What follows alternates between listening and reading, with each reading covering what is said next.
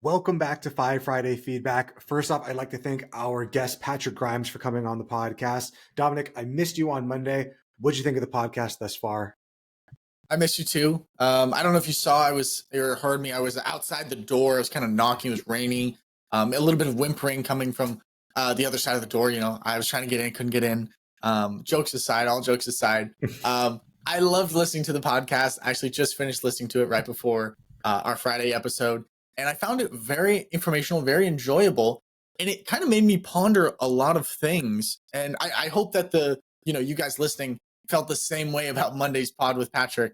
And, you kind of not just got the surface level information, but it forced you to think about your own life and the adventures you're going on and really where you came from and where you are, right? And where you're going too as well. But big shout out to Patrick Grimes.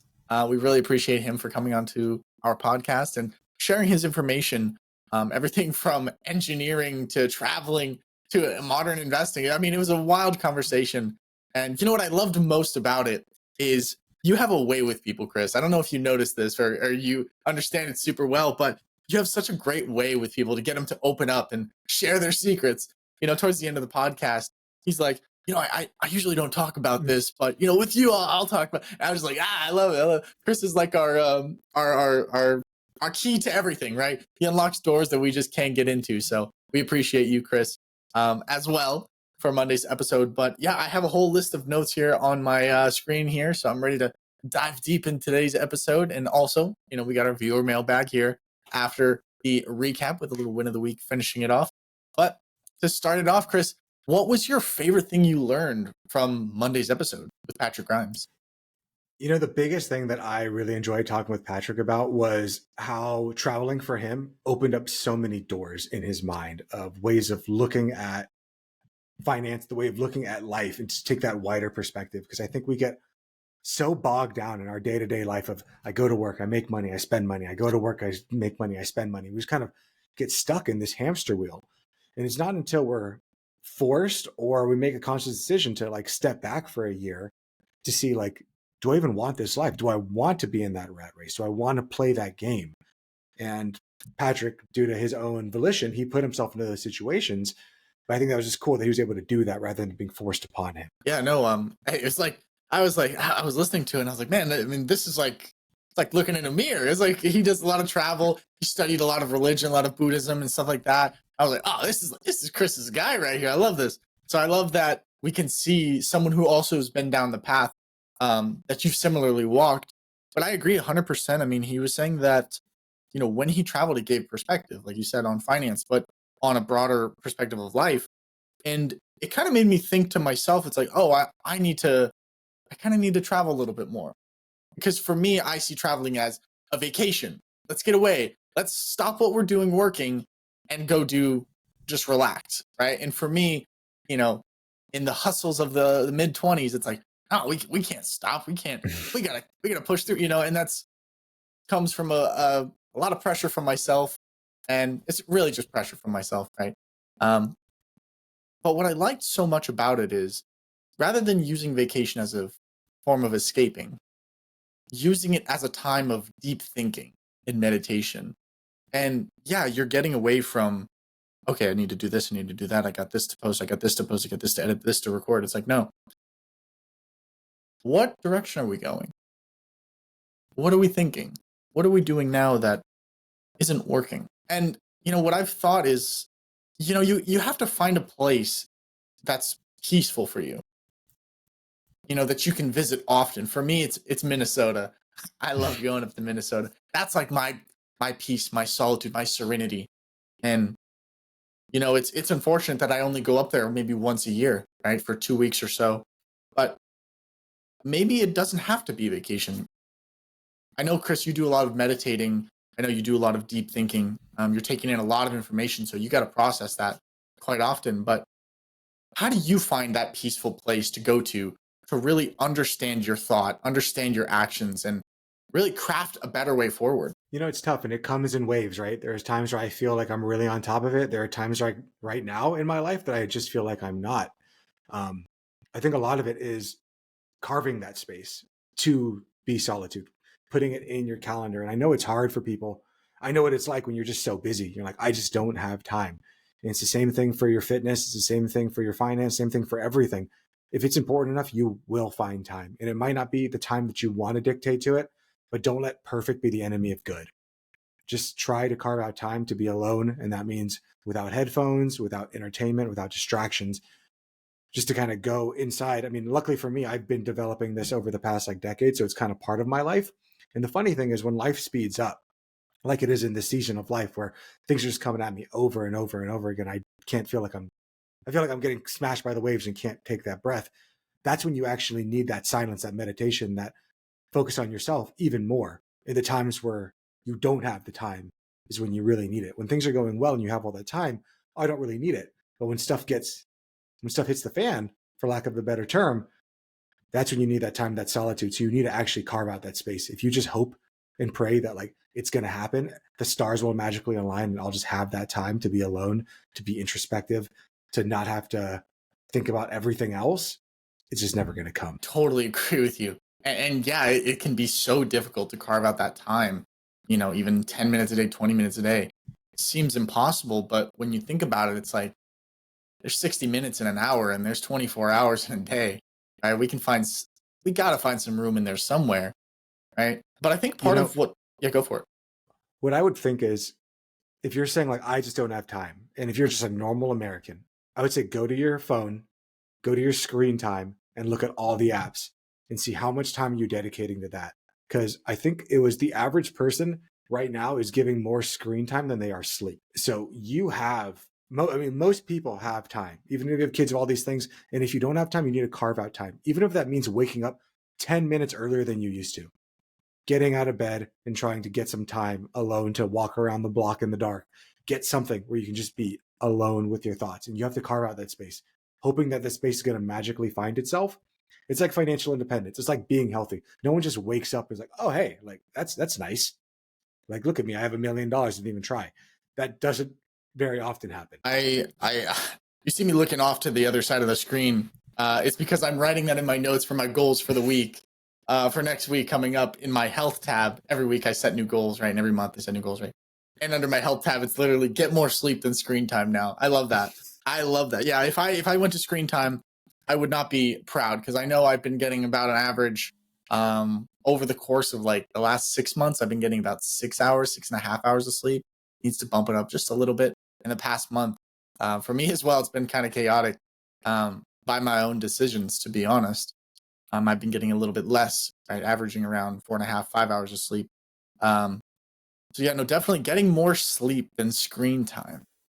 That is, I know this is our recap of Patrick Grimes' episode. I know everything about that, right? Go back and watch that episode. But that's a heck of an action step for this week. I'm sorry, but that's really something I can sink my teeth into, and I love that. I love that. But getting back onto Patrick's pod and his journey, he talked a lot about how his father was a very smart man, right? He had three not associates, was it? I think they were like PhDs or doctorates in like theology and a few other things. Yeah, and stuff I've never heard of. To be honest, I'm not going to BS you guys. I've never heard of them, right? But that means they're even more wild than I can think of. But he came from a environment of learning, right? He's a lifelong learner. And as someone, and Chris, very well, how grateful is that, right? Everybody's given gifts, but that is a heck of a gift,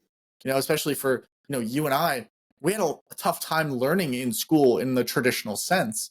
So to be pre-installed with an ability, a teacher, not just 8 hours a day with 30 other students, but with, a father at home who can really shed that knowledge and really was a professional student, if you think about it, was definitely an absolute flex. But his life was not always easy, right? In 2008, he made some speculative investments in real estate that didn't pan out, unfortunately. A lot of people got wiped out in 2008. But he was saying like he almost lost everything, right, Chris? And yeah, that's what he was saying. Yeah, but he came back. He came back, and that's good. But could you talk a little bit about the comeback and like how does a person even manage that? I know he didn't go into bankruptcy, but getting wiped out does not feel good. Does not feel good. Yeah, and if you go back and listen to the episode, I specifically asked him that question, if I remember correctly, like, how did you make it through it? And it sounds like, and unfortunately, this is often the case, a lot of hard work and a lot of time and a lot of dedication. And I know that's what people don't want to hear. People come for the podcast to hear the secrets so that I don't have to work hard, so that I don't have to try, so that it just all comes easy. And unfortunately, that's just not the way life really works. What Patrick said is that it took him years of dedication of going back to his engineering job and working hard and paying down those debts and rebuilding up his savings because he put a lot of it into that. Luckily, it didn't wipe him out. I mean, he could have taken that deal. He could have gone bankruptcy. A lot of people did. No one would have thought anything less of him. But that's not what he wanted to do. That wasn't his journey. So I think if you're the person who's like, oh, woe is me, all these bad things happened to me, how do I easily get out of it without having to deal with it? Unfortunately, most of those people are the ones that end up falling back into the same issues over and over and over again. Sometimes the right path is the hard path. Most oftentimes, the easy path is the most dangerous path, right? And the hard path is what provides the best fruits of our labor. I want to move on to another segment you guys talked about briefly about psychology and mindset, right? I know here at the Fi Guys, we joke around. FI stands for financial independence, but sometimes it's philosophy. So I kind of want to dive deep a little bit into that because he talked a lot about it's not just persistence, right? It's pivoting when necessary and also the hard work and keeping going. In finance, if you don't have consistency, if you don't have persistence, you can't really gain a whole bunch. He talked about setting up the auto payments, right? Paying yourself first, saving first, and really rebuilding in that aspect. What do you think? Trying to put this in the right way, but what do you think keeps a person going after they lose so much? Because I know some people, if they get wiped out in the stock market, their mindset goes, the stock market's evil. It's bad. I'm not going to do it ever again. But he decided to come back even stronger. And with your psychology background, Chris, I'm just kind of trying to understand, like, what makes a person not quit? What makes a person want to keep going? My first intuition comes down to fear and knowledge. I think a lot of people, when you don't understand the stock market, you get wiped out for the first time. You don't understand real estate investing, you get wiped out for the first time. It's because you didn't understand something. And we naturally fear that which we don't understand. So people like Patrick, people maybe like myself, like yourself, hopefully like our listener, if you come with that natural ability to want to learn, you might realize, like, I don't know this right now, and I know that I have the ability to figure it out. So when you do hit that wall, when you do fail for the first time, it's not, I'm a failure, I can't come back from this. This is just learning. The fear that I'm having is because I don't know enough. And I think that was Patrick's thing. It's like, okay, I did something because I didn't have a full understanding of it. I invested in real estate because I talked to my boss, and my boss told me that he makes all of his money that he invested in real estate. And that was right for his boss and his boss's season of life, his boss's skills, the time frame that his boss was investing in. And that doesn't mean that it was right for Patrick and his skills and the time frame that he was investing in. Now, Patrick obviously had the skills, just the wrong time frame. Like, who would have known that in 2008 we were at the top of the market? Looking back historically, it's like, yeah, it was obvious, but you can only say that in hindsight. Because right now, with the way that our economy is going, tomorrow, if AI takes off and like everything gets fixed magically, we're going to be like, oh, of course it was always going to happen like that. Or tomorrow the stock market could crash by 60%, and we're going to be like, oh, of course that was going to happen. Both of these things are true simultaneously. We don't know what's going to happen until it happens. Do you actually look inside the box? Do you actually see if the cat is alive or dead, a la Schrodinger's cat? It's all the same thing, but it comes down to knowledge. Regardless of what happens, if you're willing to look at that, try to understand the fear that you have and understand the fear isn't real. It's just something that your body is trying to come up to because it can't understand what's happening. But you can figure it out. It's just going to take time and the right story. Yeah. Did that answer your question? No, it definitely answered my question. It's one of those answers where it's like, is the sky blue? Yes. Okay, we can move on. It's like, no. It's one of those answers where it's like, okay, I need to kind of really soak that one in and think about it, re-listen to that one and understand it, right? Because one of the kind of the revolving themes that seems to be popping up in the last, I don't know, 5 or 6 podcasts is questioning everything and really in the pursuit of more knowledge, in the pursuit of more experience, right? I just want to know more. I want to understand not just the answer, but the answer behind the answer. And there's this quote that I really like. It's the cave you fear to enter holds the treasure you seek, right? And as someone, right, we all are born with this, that, and the other, right? You might have a fear of this, fear of that, right? For me, sometimes I fear things and I'm trying to face that, right? And with this podcast, also learning more and really becoming more. And I hope that inspires more people to not just give into their fears. I know so many people that they don't challenge themselves. They don't learn anything new. And that kind of breaks my heart a little bit because I'm a very hopeful person and I believe in you. And listener, I know you don't think I know you, but I know you enough to believe in you.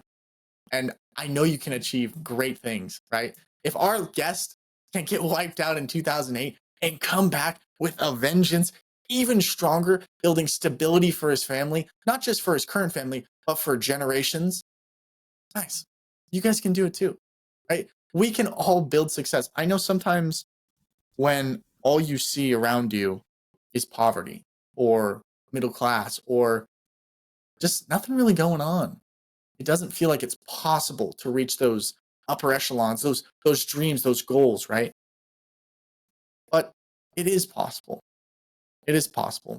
And one of the things that was mentioned in last podcast was, you know, you are who you surround yourself with, right?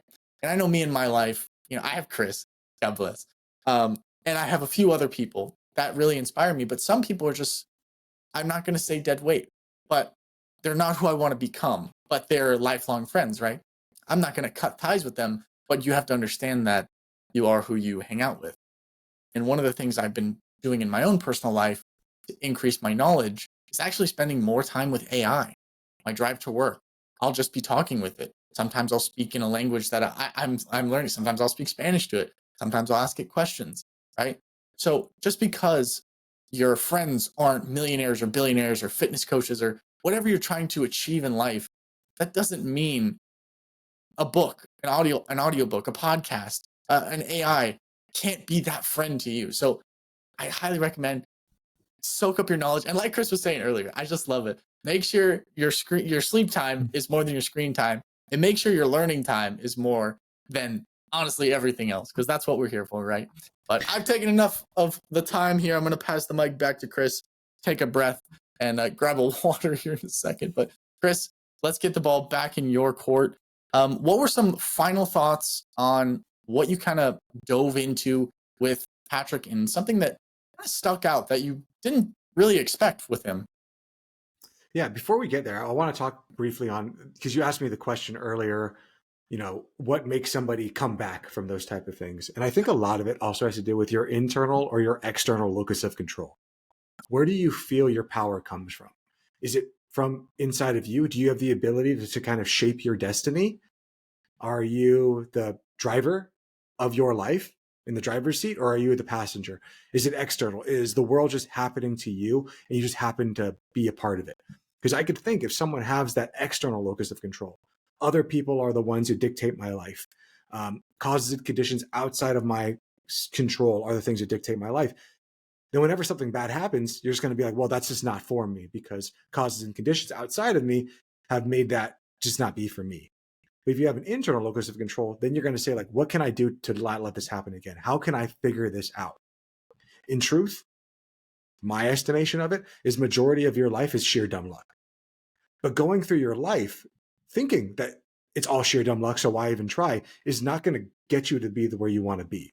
You still need to take some action. You could have been born with Kobe Bryant's genetics, tall, lean, perfect basketball player, but he would not have made it into the NBA if he didn't have the work ethic that he had. Same thing for any sports star, any singer, anyone that you see has talent. Yes, they may have been genetically born with something that maybe you don't have.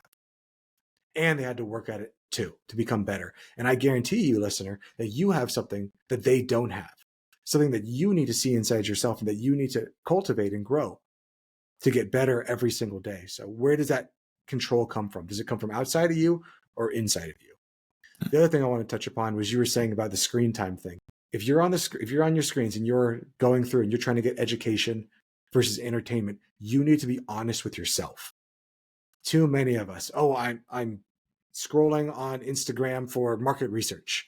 I'm trying to learn something about the stock market. That's why I'm watching all these shorts. I'm trying to learn about finance or jujitsu or whatever it is. The easiest person in life for us to lie to is ourselves. And you would think that isn't true because you know all of your BS, but your brain is so good at cherry picking data and giving you just what you want to know. So you need to be intellectually extremely honest with yourself on how you're actually doing things. Is what you're watching entertaining, or is it just a waste of time because you don't want to be alone with yourself when you're by yourself? Because you don't want to actually deal with it, because you don't want to sit there and realize that your life is not where you want it to be. And the biggest cause of that frustration is yourself. It's hard to look in the mirror and say, what do I have to do to change? And that's probably one of the biggest things I got from Patrick is you look at all that. You look at the things that you're not happy with what's going on, with where you can get better at. And rather than just sitting there and complaining about it, you take action. You take action, not just for yourself. You take action for your family. You take action for your kids. Take action for whoever it is. All of life is dictated off of love for yourself, love for others. But that's the reason that we all do what we do. You can say it's on the back of a hippie van. It's all about love, but that's kind of what it comes down to in my estimation, that we do things for the love of others, for the love of ourselves. That's the reason we all grow and try to become a better person. And I think that's a good why. I think that's why he came back, right? He said he wanted a family. He said, he had a wife, right? And those can be very strong whys. Was there any other points you wanted to touch on Patrick's podcast before we move on to our next segment? I think Patrick said a quote that I really liked, and it was, don't trade your time, your health, or your relationships to control everything. Learn to partner with others. I think there's so many times in life, especially for our type A personalities, people like myself, people like you, Dominic, many people that listen to this podcast, we feel that we're never enough, that we're trying to become better. That's the reason that I'm in the gym all the time. That's the reason I listen to the podcast all the time, because I'm trying to fulfill some fundamental need inside of me to finally feel like I've made it, like I've got to that point where I can be happy with myself. And of course, I'm just speaking for myself. Maybe you can look at yourself internally and say, hey, is that true for me or not? And if it's not, great, good for you. But when we partner with other people that are stronger than us or know more in certain parts of life, maybe that's your health, maybe that's your finances, maybe that's how to be better with your relationships, with your time. Partner with people that know more than you, so that not only do they help you, not only are they your hero, but they teach you. They teach you to become better for yourself, so that you can become the strongest version of yourself that you need to be. We're all on the pursuit of becoming more. Well, maybe not all of us, but the ones listening, at least. With that being said, we thank you, Patrick, for joining us on Monday's episode. And we're going to be moving on to our viewer mailbag. This is where we get a letter from one of the members of the community, and we decide that, maybe we can help them out, give them some advice, but let's get right into it. How do you stop lifestyle creep from kicking in? Oof, this is difficult. Okay. Yeah. Dear Fi Guys, my partner, 24, and I, 26, are living in a world we never thought we'd reach so soon. We're dinks. Is that a new swear word? What is that, Chris? What is that? Dual income, no kids. Makes sense. Pulling in What'd you call me? Yeah, what'd you call me? Freaking dink? Freaking dink? Is that like a fop? I'm not gonna give that acronym on stream, but you can probably Google it if you'd like. A lot of those kinds around these parts. Anyway, that being said, pulling in more money than we ever have, and for the first time in our lives, money isn't an immediate source of stress. We both grew up poor, every dollar stretched, every purchase debated, and just because spending wasn't a thing. Understandable. I feel like a lot of people can actually relate to that. Last year, we even bought We even bought our first home. Oh, nice. Oh, Congratulations. congratulations. That's awesome. We should be feeling on top of the world, right? In theory. Yeah, depending on who you listen to. Yeah. And yet, here I am, staring at my online shopping cart, asking myself, am I slowly becoming the person I used to roll my eyes at? How about that? I'm not talking about designer bags or luxury vacation, though let's be real, the temptation is there. It's the little things, stuff that isn't really expensive, but also isn't cheap. It's a nicer version of something I already own, a subscription I might use, upgrading things that still work just fine. Nothing still okay, gotcha. So it's like kind of like if you have a blender and you have like the generic Walmart blender, and it's like, no, I want to get a NutriBullet now. Now I'm living big. Where's my like NutriBullet, my Ninja blender? Totally understand. Dangerous, but I understand. Let's see. So continuing on, nothing individually catastrophic, but cumulatively. Gotcha.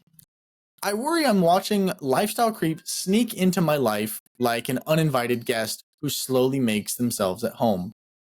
A year ago, I felt laser focused, save, invest, stay disciplined. Now I catch myself justifying the splurges. Well, we can afford it, or we deserve nice things since all those years we had to struggle. And maybe we do. But I also know how easy it is to let the reasoning spiral into a lifestyle that eats up every financial freedom we worked so hard to get. So, Fi Guys, let me know. How do you check yourself before lifestyle creep takes the wheel? How do you differentiate healthy enjoyment from slow financial sabotage? And if you do allow for lifestyle upgrades, how do you justify them without falling into the trap of wanting more and more and more? Looking forward to your insights before my Amazon cart gets any fuller.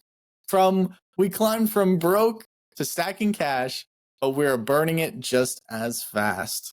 How about that? Well, I know one person who's dying to hear your opinion on this, and that is my cat right outside in the hallway playing with a little toy. I don't know if you guys can, hopefully didn't pick it up on the microphone, but her and I kind of taught her how to play fetch, and now it's kind of bite me in the butt when I close the door to record these wonderful podcasts. So if you hear a little meow, it's from our smallest listener. So with that being said, Chris, let's get into what you think they should do. This is an interesting one, right? I maybe even a little bit of personal experience too in this one. Yeah. What do you think?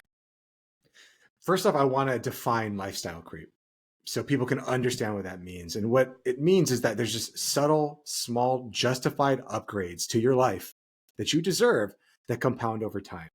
So the best way to think of lifestyle creep is, think to our listeners back when you first maybe moved out of your parents' house, got your first like 1-bedroom apartment or your little studio, and you're like, yes, I made it. And then you went and got your big boy job. You got your big boy or big girl job, started making some money. You're like, all right, well, now I need a new car to justify the more money. You got your new car. Well, now I'm looking around my supplies. I got a bunch of IKEA stuff. It's time to go. And I'm going to go to, I don't know, American Furniture Warehouse or wherever. I'm going to start upgrade. Well, my bed's not as nice. Newer bed, newer everything. Everything keeps on going up. As your lifestyle, as your money increases, so does your lifestyle. And this is the difference between intentional lifestyle design and mindless spending. And it sounds like that's what our listener is asking the question. How do I intentionally design my life and not just mindlessly spend? And then in 10, 15 years, this is what majority of people do. They finally wake up for the first time and they're like, what the hell happened? How did I end up in this situation? How are my fixed costs so high? How is all this happening? And a lot of it was because they mindlessly went through life just spending, making money, making money. And it's no one's fault. I mean, I guess it's everyone's fault, and it's no one's fault individually because this is the system that we're born into. I can understand how when you grow up poor, because I have this myself, you have a scarcity mindset versus an abundance mindset. And that scarcity mindset says, hey, you have it right now, spend it. Like, get it while the going's good, because we don't know when this is going to get turned off. And then that can very easily turn from that scarcity mindset to I deserve this mentality, which is valid. You do deserve this. You have worked hard. And you need to realize when that feeling is a trap. It's a trap that you're springing on yourself and you're falling into every single time. Additionally, we also have 10,000 years of human evolution working against us in our dopamine response. And dopamine doesn't release once we get the thing we want. It's the seeking molecule. It's the thing that says, once you have this next thing, you will finally be happy. You seek, you seek, you seek to get it. Puts in your Amazon shopping cart. Oh, it feels so good. You press that shopping button, still feels good. Then you get it. You're like, yes, I got it. And then it goes away. Dopamine stops. Serotonin releases for a second. That's a real quick hit, like a snap of the finger. You feel great, and then it goes away. Now, what do I have to do? I have to seek again. I have to seek again, seek again. So a lot of it, and I know you're going to hate this answer, is going to come down to you have to be mindful. You need to actually think about what is most important to you. You said it yourself. When you were going through life and you had to save the money, it was easy for you because necessity breeds the best form of incentive. Now, what can we do to have a new goal? Because right now that the pressure is kind of laid off, this is where most of the issues happen. You know, the pressure's off. I'm not really trying. I can kind of coast. Think about like going to the gym, right? And you're like, I have a goal. I want to run a marathon, or I want to compete inside of a bodybuilding competition, whatever it is. You're going to go there and you're going to work so hard. You're going to be disciplined on your diet, disciplined on waking up, sleeping, all that stuff. And then the moment that you're done with it, you're like, all right, well, the next one isn't for like 6 years, or like maybe I'll compete, maybe I won't compete. You know, who knows? Then everything just goes to hell in the handbag. You could have been the most disciplined person for a whole year, and then it all just goes away because your goal has changed. So maybe the goal, rather than being like, how much can I save for my house, can be how much money can I save? Like, let's try to gamify this, make it into a new game, change it to financial independence. How early can I retire? And that's going to be something that you and your spouse are going to have to play with. You know, if you want some like specifics, I would say let's set 5 to 10% for guilt-free spending every month. You know, if you guys are making, I don't know, let's say $10,000 after taxes, $1,000 guilt-free spending. Don't even worry about it. Just have fun with that. Everything above that, now we're starting to think about, why am I doing this? And that's really important. You have to check your why before making that purchase. Is this really adding to the real value of my life? Is this adding to the person that I want to be? Not just trying to make me fulfill some sort of a core need. Because whenever we purchase something, we're usually trying to buy an identity, a feeling, and I can't remember the third one. This is just off the dome. Isn't it like to maybe like escape a fear or stop a fear from happening? Maybe it's kind of That could what be I'm. a feeling, an identity. Maybe the last one's a necessity. I can't remember Okay. right now. Okay. But you know, you have to ask that why. And then you need to make sure that as you upgrade, that you're doing it with intention. And so much of it comes down to that intentional living. So much of our life's woes comes down to just doing things habitually and mindlessly without thinking. You just kind of go through life. And then the day that you wake up through whatever method of doing that, whether that's working out or meditating or whatever, you wake up, you realize like, oh, I'm stuck in a trap. So as you upgrade in life, which you do deserve, you do have earned it. You need to ask yourself, if you buy this better version of something, does it actually improve your life on the long term? Or is it just something that makes you feel a little bit better? In here, you said you're kind of trying to decide between designer bags or luxury vacations. If it was me, I'm going luxury vacations all freaking day, because we've talked about why I like vacations over purchases, and I'm going to stick with that forever. But everyone is different on the way that they look at things. If you need to, you can always implement a 24-hour, a 48-hour, a 72-hour purchase rule. If there is something that you want, it is not an immediate need, throw it in your shopping cart on Amazon, put it in your wish list, write it down on a piece of paper for all I care, put it in your phone. If you still want that after 24, 48, 72 hours, go ahead and purchase it. You have the money. But don't just do things off of impulse. Again, that's when we're starting to come down into that lifestyle, doing things habitually, doing things mindlessly. So this all comes down towards building a FI lifestyle instead of the lifestyle creep that the average American is. That's why what we do here at the FI Guys, trying to become better with your money, is so different. It's, I think, better. I think it serves us in a better propensity than the normal way of doing things, but it is different. We have to define what treating yourself really means. Is it experiences? Is it flexibility? Is it investing in your health and your happiness? Or is it just purchasing things? Because most people go through life treating themselves by purchasing things. And they're not really treating themselves because they're hamstringing themselves to the job that they hate in order to buy more things. So what do you really want out of life? In order to create your rich life, you need to figure out what that means for you by assessing your values. What's actually going to fulfill you? And what's actually going to fulfill you most likely is not just spending more money. I want you to start to learn, as you already have, that you want to invest in your future freedom rather than temporary enjoyment. So make a game out of it. You can justify every purchase. Your brain is the perfect lawyer that knows every single argument, every single mental trap that you're going to fall into that's going to justify you to do it. It's the exact same thing of when you set an alarm saying, I'm going to wake up at 5 and I'm going to go on that run. I'm going to wake up at 4 and I'm going to spend time with my kids. I'm going to meditate. I'm going to do it. And the moment the alarm goes off, you have every single reason, and every reason is justified to stay in bed. Yet you know for yourself that if you get out of bed and you work a little bit harder, you do something, you're going to feel better about yourself than you do if you didn't. I always like this quote, remember tomorrow. And do what others won't today so that tomorrow you can do what others can't. You've got this. You're 24 and 26. You've already bought a house. I don't know where you guys are in America, but I'm jealous. So keep it up. Keep doing what you're doing. Make a game out of it. We're not the biggest people on rules here, but remember the 50-30-20 rule. 50% to your needs, 30% to your wants, 20% to savings. I've kind of changed it up and I go 50% to your needs, 30% to investing, 20% to your wants. But everyone's a little bit different. So figure out what's going to work for you. Test, and test. Test what future you wants to.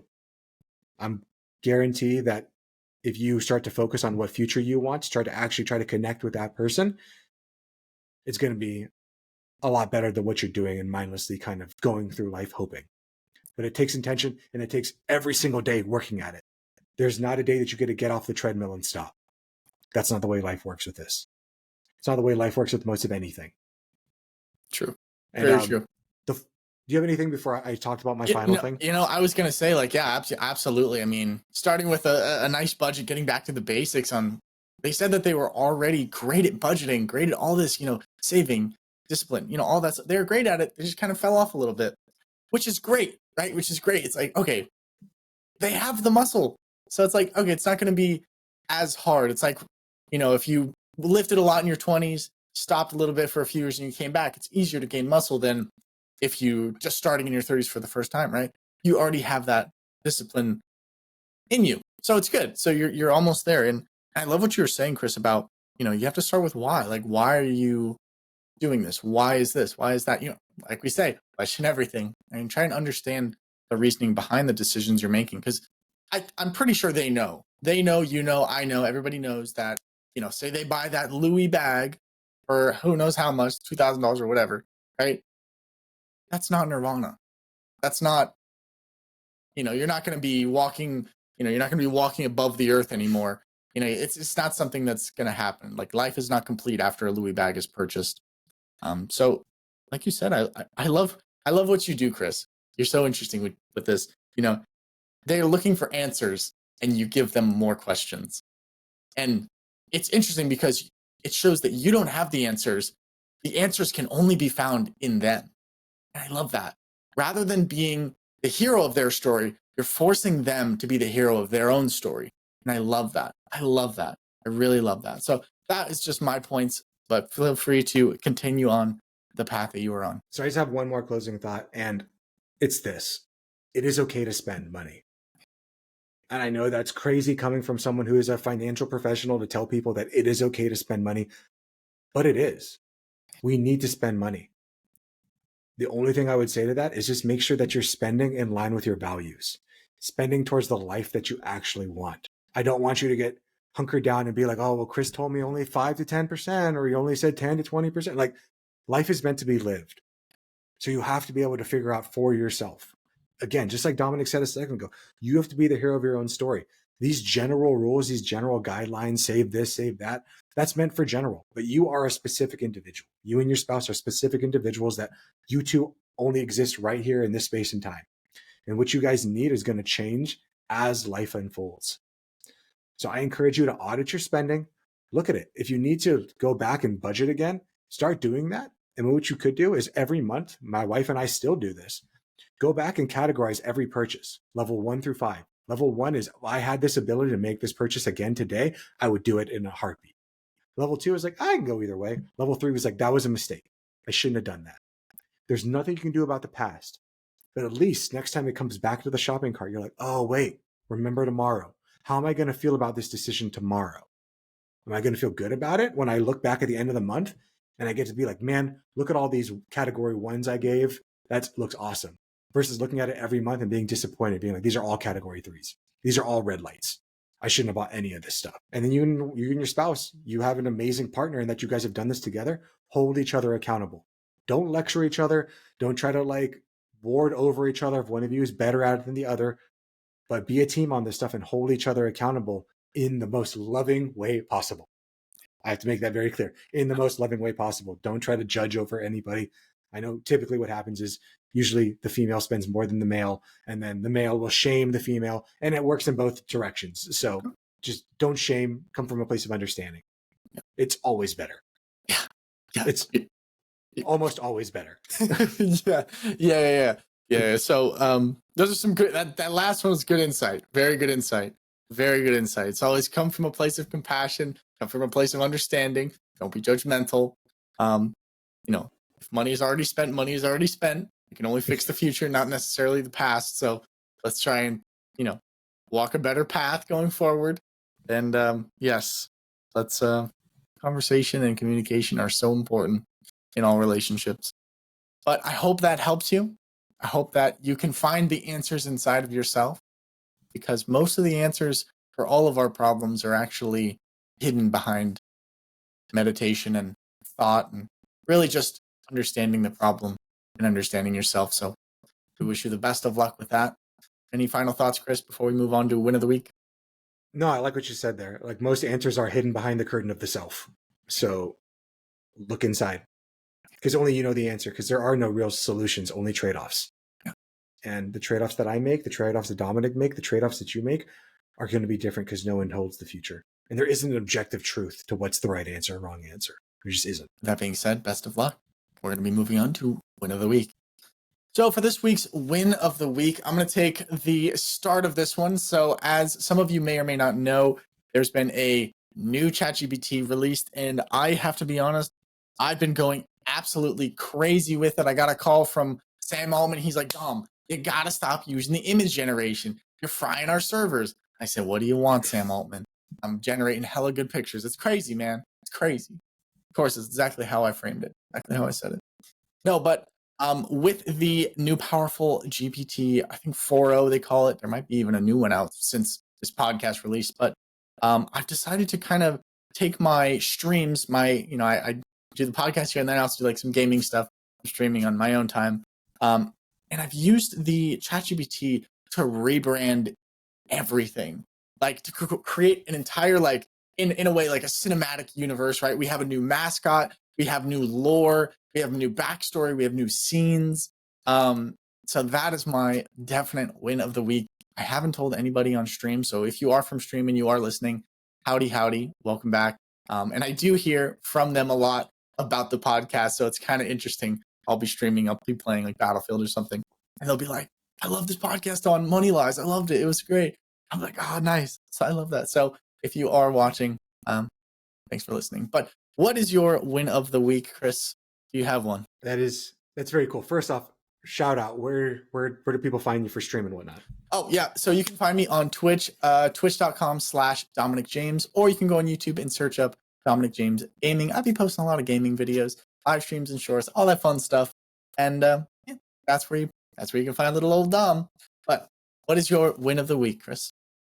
So my win of the week is, I think I said it last week or maybe 2 weeks ago, but I took up another part-time job. Well, it was supposed to be a part-time job. They cajoled me into doing a full-time job as a personal trainer at one of the local gyms around here. That's very, very nice. So I just wanted to kind of give an update that's going really well. Already building a client list, nice. Doing all that stuff. I'm already training people.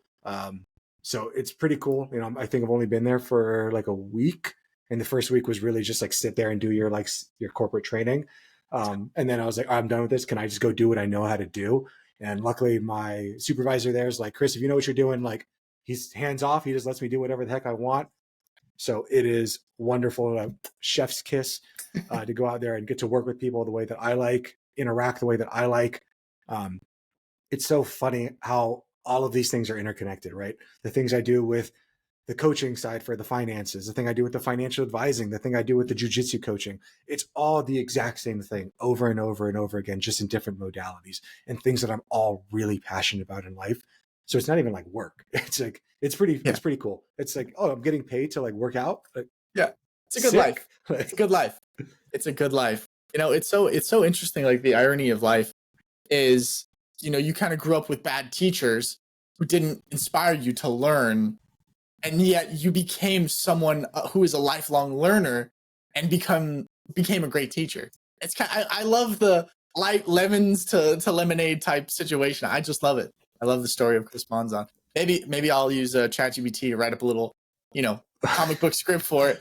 The story of Chris Make a Monzon. folklore. Yeah, the folklore, exactly. I love it. So yeah, if you guys have any ChatGPT lore for Chris Monzon, the legend himself, drop it in the chat. We'd love to read it for next win of the week. But yeah, that is going to be it for this week's podcast. Man, I felt like today's podcast flew by. I was having a bunch of fun.